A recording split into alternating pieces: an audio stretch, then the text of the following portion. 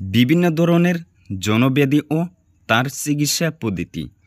পুরুষের যৌনব্যাধি নারীর তুলনায় অনেক কম। আবার এমন কতগুলি ব্যাধি আছে যা নারী ও পুরুষ উভয়ের হয়ে থাকে। আমরা এখানে সেই ব্যাধিগুলি এবং তার সঙ্গে সঙ্গে পুরুষের যৌনব্যাধিগুলির আলোচনা করছি।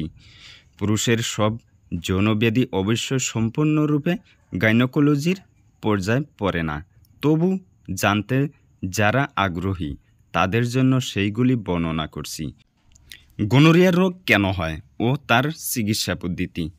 এই রোগটি নারী ও পুরুষের উভয়ই একটি যৌনব্যাধি। এটি কেবল মাত্র যৌন সম্পর্কের মাধ্যমেই এক পুরুষ থেকে অন্য নারীতে বা এক নারী থেকে অন্য পুরুষে সংক্রামিত হয়ে থাকে। তাছাড়া অন্য কোনোভাবে গনোরিয়া আক্রমণের ইতিহাস পাওয়া যায় না, কারণ শরীরের রক্তের সাথে এই রোগের জীবাণুর সংস্পর্শ খুব কম। এটি বংশ পরম্পরায় ক্রমিত হয় না। তবে গনোরিয়ার রোগ গর্ভবতী মায়ের পেট থেকে সন্তান জন্মের সময় এর পুঁজ সন্তানের চোখে লাগলে তার চোখ ও অন্ধ হয়ে যাওয়ার সম্ভাবনা থাকে। তার কারণ হল গোনকাদ নামে এক জাতীয় ডিপব কাদ থেকে এই রোগের সৃষ্টি হয়ে থাকে।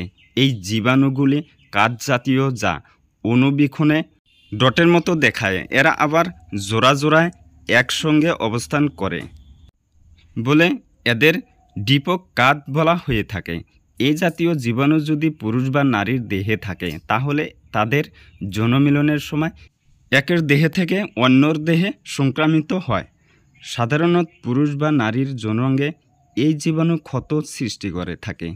এই পুঁজ যদি অন্য নারী বা পুরুষের যৌনাঙ্গ স্পর্শ করে তাহলে এই জীবাণু তাদের যৌনাঙ্গে প্রবেশ করে, তারা সেখানে বাসা বাঁধে এবং ক্ষতের সৃষ্টি করে।